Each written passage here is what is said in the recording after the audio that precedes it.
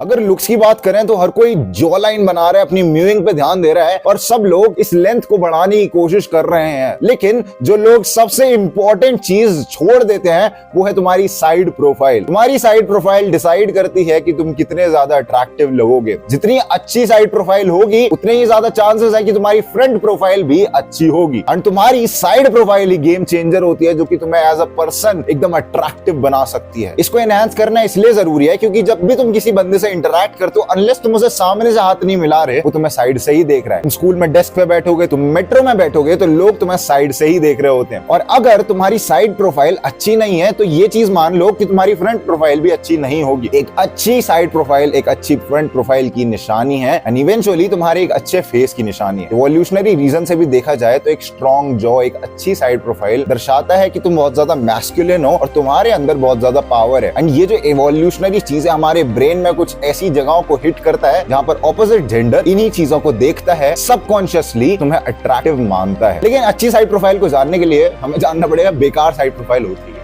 लोग हर समय जॉ पे फोकस करते हैं लेकिन तुम्हारी नाक भी बहुत ज्यादा मैटर करती है। एक स्ट्रेट नाक एक अच्छी साइड प्रोफाइल की निशानी होती है। तुम जब भी फोटोज खिंचाओ और अपने आप को साइड करो तभी एक अच्छी साइड प्रोफाइल पा पाओगे जब तुम्हारी नाक स्ट्रेट हो। अब नाक को स्ट्रेट करने के लिए लोग तुम्हें एक्सरसाइज बताएंगे लेकिन वो चीज पॉसिबल नहीं है। नाक को स्ट्रेट करने का सिर्फ और सिर्फ एक तरीका है, वो है हार्ड मैक्सिंग, यानी तुम्हें सर्जरी करवानी होगी और सर्जरी करवाना हर किसी के लिए पॉसिबल नहीं होता, तो इसको अभी इग्नोर मार देते हैं। एक स्ट्रेट नाक के साथ तुम्हारी नाक बल्बस भी नहीं होनी चाहिए। नाक का फैट कम करने के लिए मैंने बेस्ट गाइड बनाई है पूरे इंडिया में, तुम उसको जाकर चेकआउट कर सकते हो। तो एक अच्छी साइड प्रोफाइल दो तरीके से आ सकती है, एक है टेम्परेरी तरीका और दूसरा है परमानेंट तरीका। टेम्परेरी तरीके के लिए तुम्हें नॉर्मली हार्ड म्यूइंग करनी है और म्यूइंग के बाद अपने मोलर्स यानी अंदर वाले दांतों को ओवरलैप कर लेना है, एक के ऊपर एक दबा लेना है और उसके बाद तुम्हें अपनी जॉ लाइन को आगे की तरफ फॉरवर्ड रखना है। अब ये चीज बहुत ज्यादा इंपॉर्टेंट है कि तुम्हारा पोस्चर कैसा है। अगर तुम म्यूइंग गलत कर रहे हो और तुम्हारा पोस्चर भी खराब है तो तुम्हें बहुत ज्यादा सिरदर्द हो सकता है, ऑक्सीपिटल न्यूरैल्जिया जिसे कहते हैं,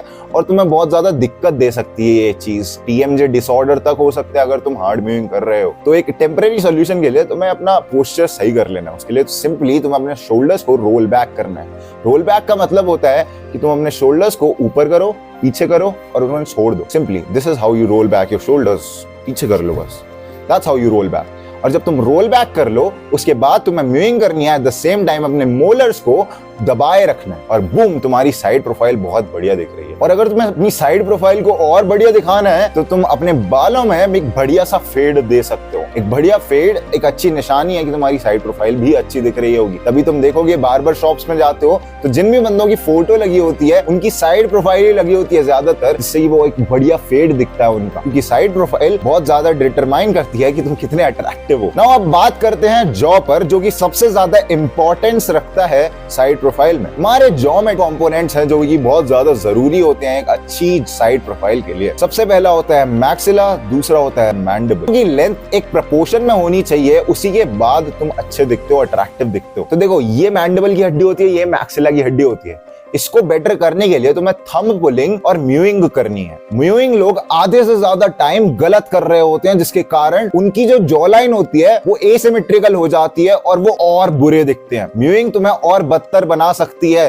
देयर आर चांसेस तुम म्यूइंग गलत कर रहे हो। तो मैंने इंडिया में बेस्ट गाइड बनाई है म्यूइंग के ऊपर, म्यूइंग की मिस्टेक्स के ऊपर। तुम उसको जाकर चेकआउट कर सकते हो, डिस्क्रिप्शन में लिंक होगा। नाउ म्यूइंग और थंब पुलिंग तो हम कर लेंगे, मैंडिबल मैक्सिला बना लेंगे, लेकिन रैमस का क्या?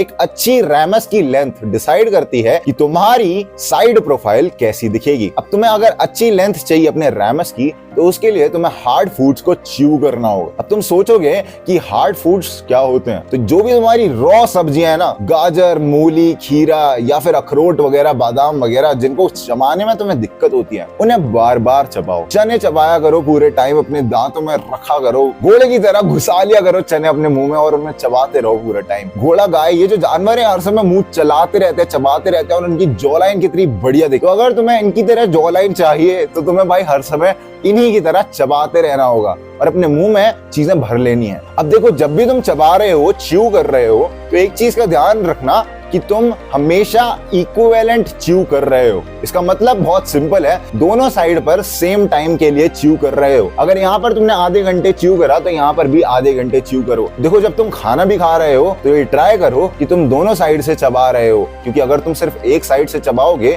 तो दूसरी साइड अंडर डेवलप्ड रह जाएगी, यानी उसकी जॉ लाइन अच्छे से नहीं पॉप आउट हो रही होगी, जैसी तुम्हारी उस साइड की जॉ लाइन हो रही होगी जहां से तुम खाना रोज खाते हो। ये बहुत ज्यादा डिटरमाइन करता है कि तुम्हारी जॉ लाइन कैसी होगी, और काफी ज्यादा केसेस में ये तुम्हारे फेस को एसिमेट्रिकल भी बना सकता है। तो इसलिए तुम्हें दोनों साइड से इक्वली च्यू करना है।